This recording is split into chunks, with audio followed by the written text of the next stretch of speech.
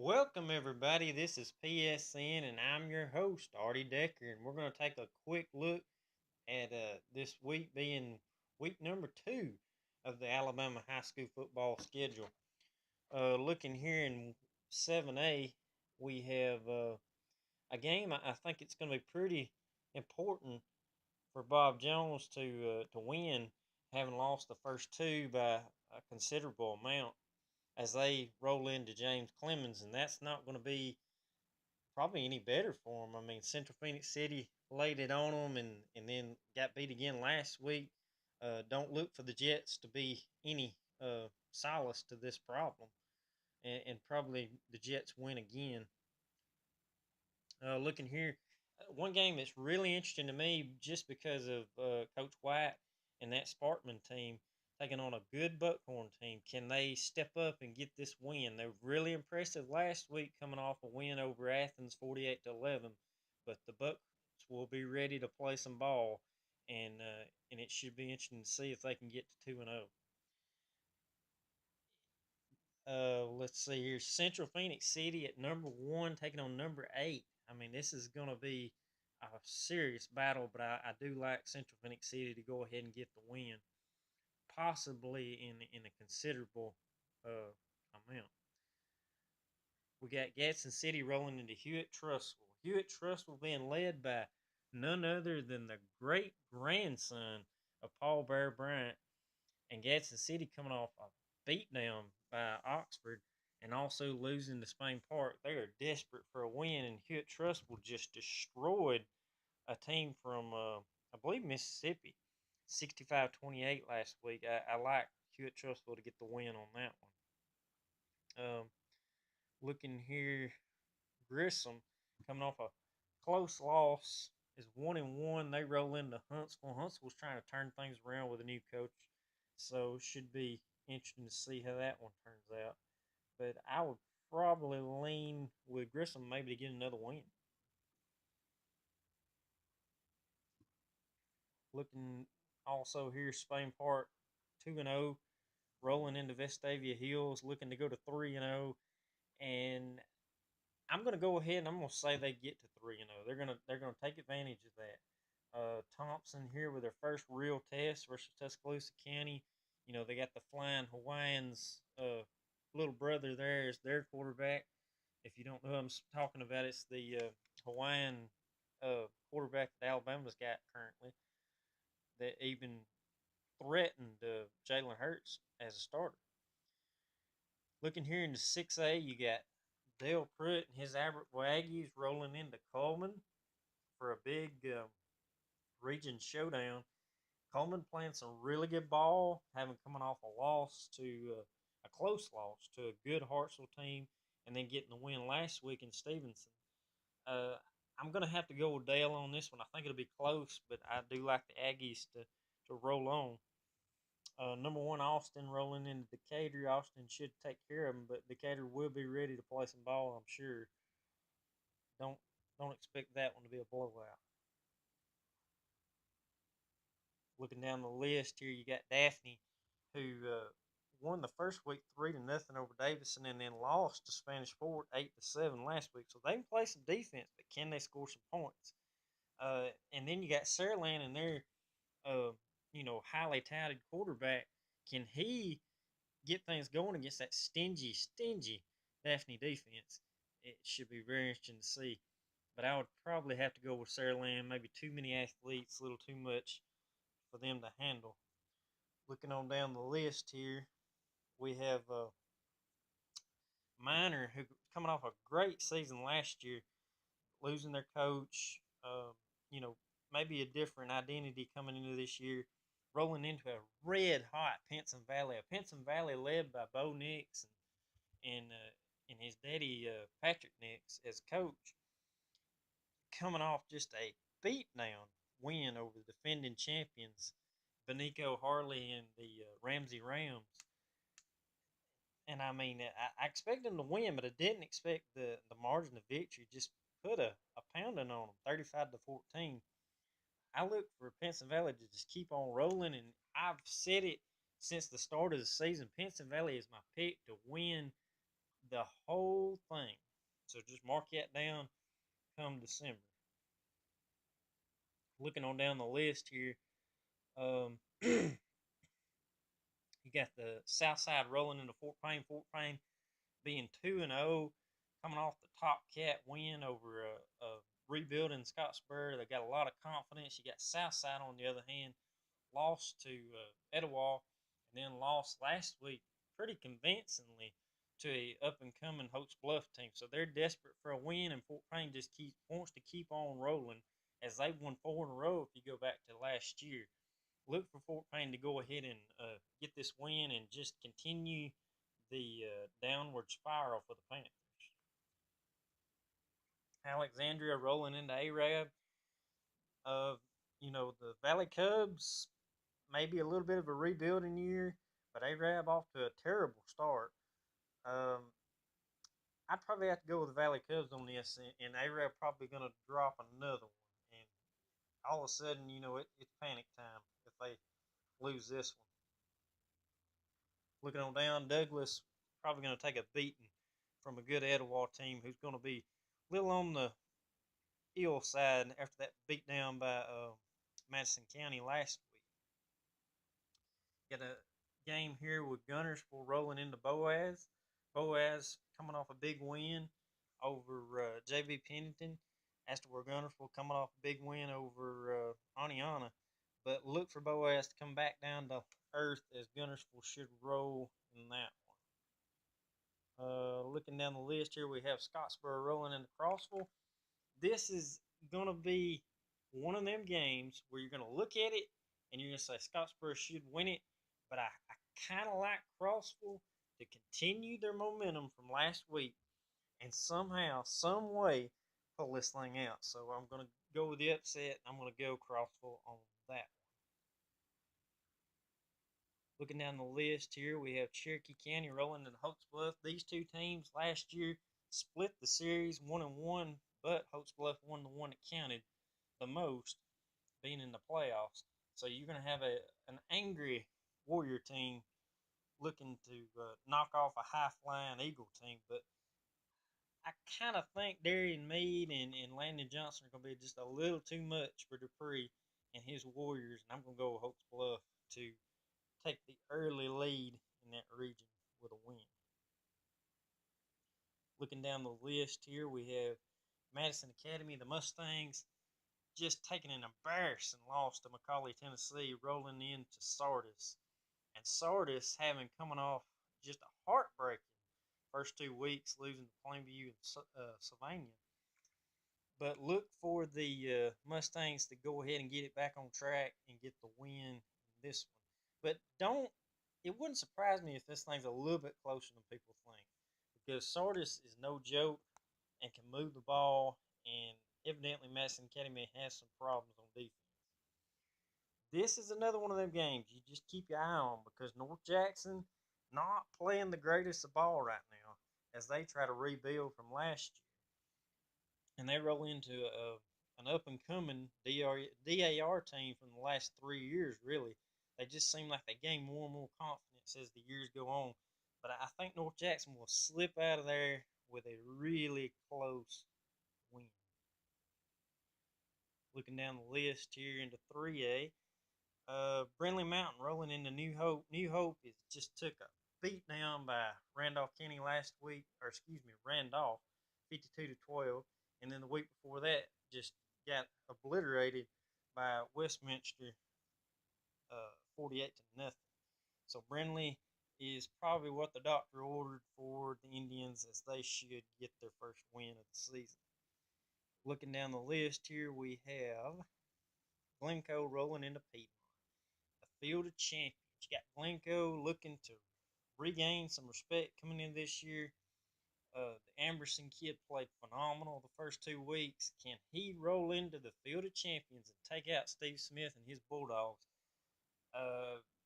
Cardavian Myers comes to mind, and I think the Bulldogs are just a little too much for them.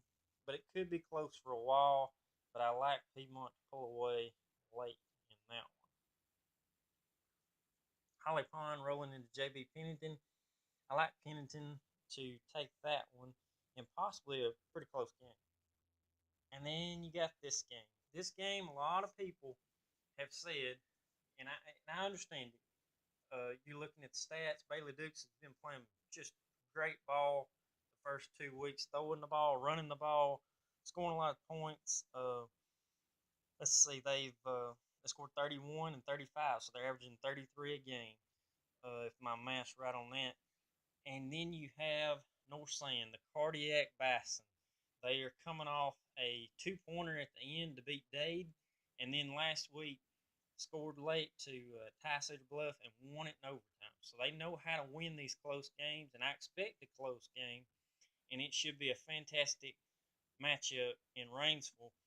But I'm going to go with the upset. I know a lot of people think the Bears have already got this thing in the bag, but I like the Bison in a close one, as usual, and to pull it out because I don't think Plainview's seen this kind of defense. If you look at the last 2 years, Plainview's offense has scored a grand total of 17 points in 2 games versus the Bison. So they kind of have their number, and Bailey Dukes remembers last year of just being stagnated, and it's going to be a tough mountain to climb as those pesky Bison are going to be gunning for him. But I like North Sand to go ahead and win that one in a close one. We got Pisgah rolling into Geraldine. Geraldine coming off just a beat down, but a respectable beat down if that's possible versus Fife. But they were unable to score. So obviously, new quarterback Willoughby, can they get it going?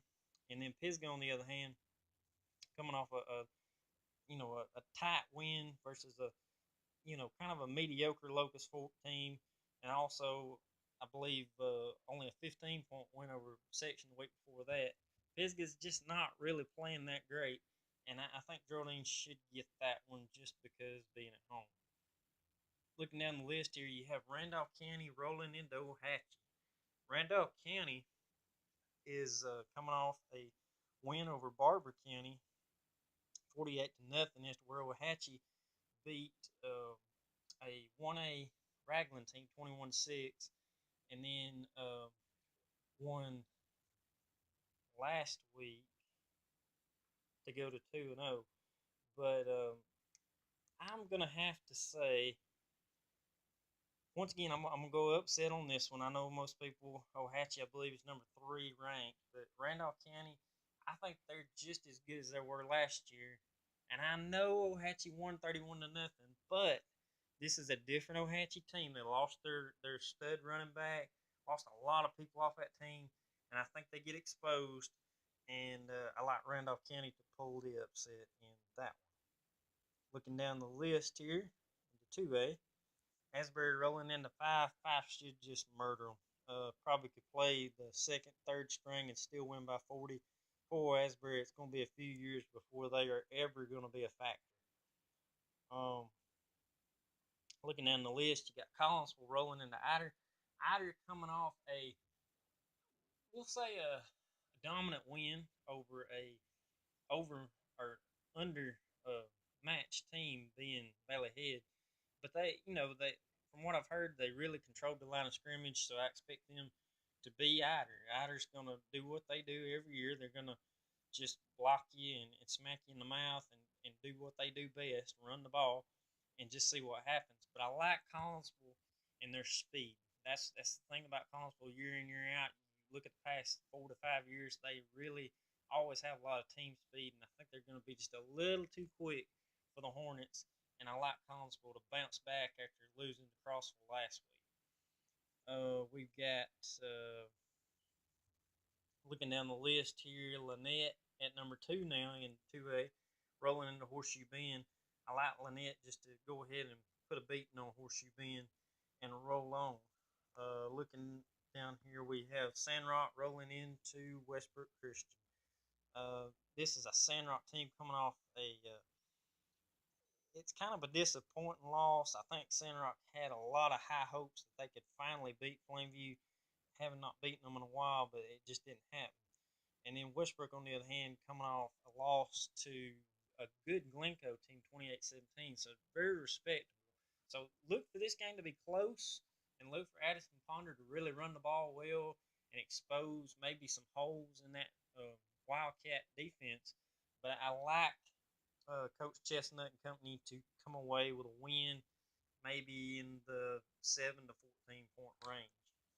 We have Section coming off a big win over, because any win for Section is a big win. Let's just face it. They're coming off 39 to nothing win over Galesville, and they're rolling into Gaston, who's took an embarrassing loss last week to very lackluster Pleasant Valley 37 to 6. So that's just a definite precursor, possibly, to the Bulldogs season. Coach Morris has got to be panicked at this point as Section rolls into the ridge playing some ball, and I like Section to probably win this thing and win it handily, unless Gaston can find a way to grow those kids quicker than the progress they're making right now. Looking here, we have Tanner rolling into West End. Now, this is one of those games you want to keep your eye on because West End still, Stancil can throw the football, and they've got a lot of confidence. They got another win over a rival in Susan Moore, so they're riding that high from last year, having made it to the second round of the playoffs. And Tanner, on the other hand, just took a embarrassing, just un-Tanner like loss last week to Mae Jemison. It's a very talented team, don't get me wrong, but Tanner usually can kind of hold their own, but they didn't last week. I want to say they only had 10 yards of total offense last week. Yes, you heard me correct. That is 10 yards of total offense at Tanner.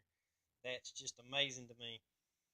So, Coach Belser and company, I don't know what you're going to see this week, but I think they'll get it back on track, and I think they'll come out with a win, but it could be closer than you think because I think the Patriots are going to be pretty pesky and hang around. Looking at some South football here, you got Washington County rolling into Leroy, and Leroy is highly ranked, and Washington County, I believe, is just outside the top 10. So this should be that kind of game for Washington County. Washington County is always looking to be in the picture, and this would be that kind of game for them if they could knock off Leroy. Looking into 1A here, we have Addison coming off another win, rolling into Southeastern. I expect them to roll in that one. Looking down here also, we have Coosa Christian rolling into Valley Head. You've heard all this good stuff about the Conquerors and poor Valley Head just getting outmanned last week, but had some moments where they played pretty well. And they take that what little bit of momentum they might have had into this first region game, it will be vital to that success that they are going to have. They lost this game, I believe, 7 to 6 last year. So look for another close one. But this Dartavius Britton kid, he's a descendant of Cadillac Williams. I mean, if that didn't tell you something, he is just something to be saw. I mean, I've heard such good things about him, and I expect him to go ahead and continue that lack of run defense that the Tigers have had last week. I'd have really run the ball well, and I expect him to just kind of, as to where they had the razor out, he's going to bring the axe and just continue to pound on that defense. And I like Coosa to go ahead and get the win.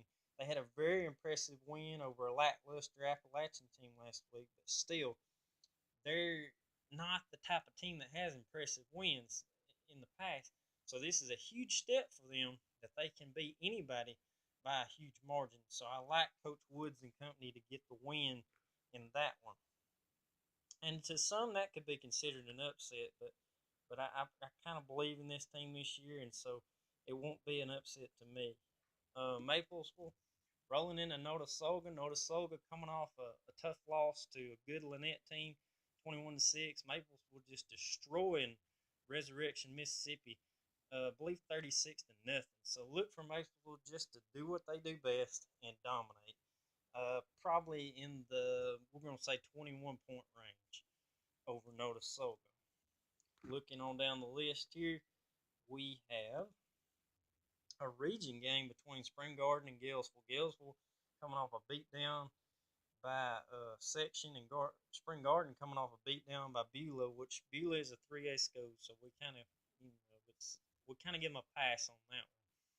But I think we're going to find out what Spring Garden's got. So, I mean, if Spring Garden blows them out, that might tell us that Spring Garden might be okay this time. I kind of have a lot of question marks about them having lost some kids from last year.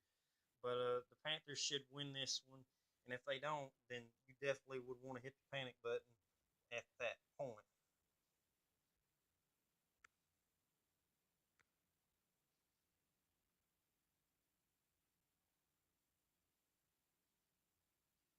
Another game we failed to mention on our list was Cedar Bluff rolling into Ram Country to take on Sylvania. Sylvania coming off a hold on for dear life, but very impressive in the first half win over Sardis 27-21 as to where Cedar Bluff loses a heartbreaker to a good, uh, spunky North Sand Mountain team.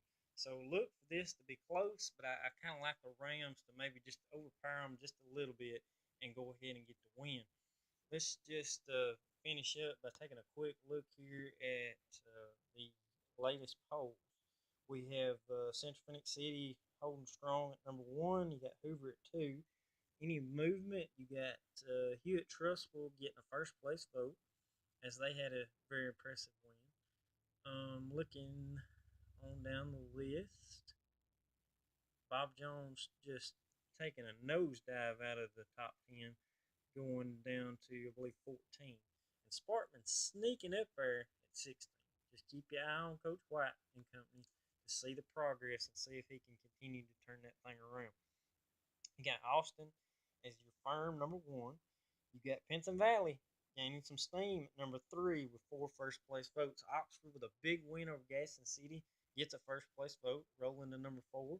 You got your defending state champion Ramsey falling down to five, but still, that's a good team. I mean, I wouldn't just kind of throw the baby out with the bathwater just yet with them. But Benico Harley is a talented quarterback, and he can definitely get the Rams back there and give them a chance, and even possibly a rematch with Pinson Valley somewhere down the road, and maybe get the win. Looking down here, as far as notables, we got Hartsville just barely outside at number 11. You got, looks like Dale Pruitt and the Aggies at about 17. So they're kind of sneaking up. If they could, be impressive and take out a good solid Coleman team, that might be enough to crack the top 10 for them. Looking here at 5A, you got uh, Briarwood, actually, number one. Um, Briarwood hadn't been number one in quite a while, to my understanding. So that's a big step for them. You got May Jemison after a very impressive win over Tanner, sneaking in at number 8. Looking on down the board here, looks like we have, I would say, Gunners for about 16 or 17. So they just continue to climb and at least maybe getting back in the picture. They hadn't really been ranked in quite a while, haven't lost as much as they've lost over the last few years. But if you'll remember back when they had Jordan Bentley, they were always in the top five. So they're looking to get back in the picture. Um, Looking here in 4A, you have Henley, who lost last week, and they dropped to 6. And then you have Leeds moving up to 2, and UMS Wright doing what they do best as number 1. I can't tell you the times that they've been number 1. You have Madison Academy holding strong at number 8, even though they lost. You got Holtz Bluff moving up to 7. Deschler, that's a sneaky little team there. They're at 13. Madison County, another team that's kind of sneaky, coming off a big win over Etowah. They are at number 14. Looking here, we have look at 3A. You got Piedmont still at number 2. You got Mobile Christian holding strong at number 1. Ohatchee, as I said earlier, look for them to fall. Montevella the same way. I kind of have a lot of doubts about them, so don't look for them to stay there as long as they did last year. Randolph County sneaking in there at number 9. Look for them to move up if they can knock off Ohatchee. Um, Plainview, like a rising star, just creeping up the board. They're up to 13. If they can just get a maybe a 14-point win over North Sand, it would probably get them in the top 10 next week. So there's a little incentive for you. Looking at also Glencoe at 16. That's another team that's sneaking up the board. If they could beat Piedmont by some minor miracle, they would definitely crack the top 10 next. You got Fife holding pretty strong at number one as Aliceville got beat last week by a really good Gordo team, but they dropped to 4. Leroy goes to 3. Lynette's goes into that number 2 spot, and they have the first place vote. So somebody's feeling them like I am. I really like that team, and it's about time they got some exposure. Fife, of course, number one. Um, and Fife has some issues, and it's going to be interesting to see as the season goes on if they can iron those out. We have Tanner at number 8, even though took a beatdown loss last week. You got GW Long, who I believe had the longest regular season winning streak, and it was snapped last week as they are now 0-1 and dropped to 10th. You got Sandrock losing last week to Plainview, dropping from 9 to 11. You got Cleveland here at 13. I don't. I'm not looking for big things from them, so I don't believe they'll stay there very long. Looking down the list, you have West End at about 17 and Ider at about 18. Ider, of course, if they lose to Collinsville, that'll all go down the toilet. And same way West End, if they lose, it should go down the toilet as well. Looking here at 1A, you have Maplesville unanimously, absolutely, positively number one. And then you got a big old gap, and you got number 2, Pickens County. I mean, they have the number 1 spot by 99 votes. That is just incredible. And then you got a strong Addison team climbing to number 4. You got Sweetwater, who lost last week, dropping to number 5. You got Linden, who also lost last week, dropping to number 7. You got Cedar Bluff losing a heartbreaker out at Higdon, dropping to number 9. And then as far as notables, I would say you have Notasulga dropping to 12. I believe they were maybe 8 last week. I'm not positive. I'm pretty sure that was true. We have them at number 12. And then you got at about 19, I guess we'll say Spring Garden dropping out of the top 10. And then you got that sneaky little Conqueror team at number 20. Just once again, keep an eye on them and don't be surprised. Looking back at last week, if I had to pick a team of the week, I'd probably give an honorable mention to Sylvania. I know to a lot of people that wasn't an upset. To me, that was a pretty impressive win for Sylvania. They've always had trouble with Sardis, but they managed to go ahead and get the win and continue what they kind of had going last year. It seemed like maybe the middle part of the year they struggled a little bit, but then the latter part of the year really played well. So they just continued that starting this season. So good luck to the Rams going forward. But our team of the week would go to a rivalry game as they and actually on paper it's not that big an upset, but it's just a huge win for a program. Hopes Bluff looking to get back on the top of things. They've kind of down and out for probably I would say 5 to 6 years until last year making that miraculous run. So they're they had a hard time last year until the latter part, but they caught fire, and so they're trying to take that into this year, and got a fantastic running back, great quarterback, so they've got high hopes. And Southside, on the other hand, got to be searching for answers. But anyway, we're going to give it to Hopes Bluff as they get the win, 30-7. Um, as far as going forward, like I say, Southside, they've got to find some offense. Southside only scored 3 the week before. The Etowah only scored 7 in this game. So you got to hit the panic button if you're the Panthers offensive coordinator. Well, that pretty much wraps this week up. If you have any thoughts, questions, anything, tweet us, whatever, just hit us up. We'll be glad to answer anything. And everybody just have a fantastic week. Be safe. Try to stay warm in this cool night air and save me a spot on the fence. And I'll see you next week.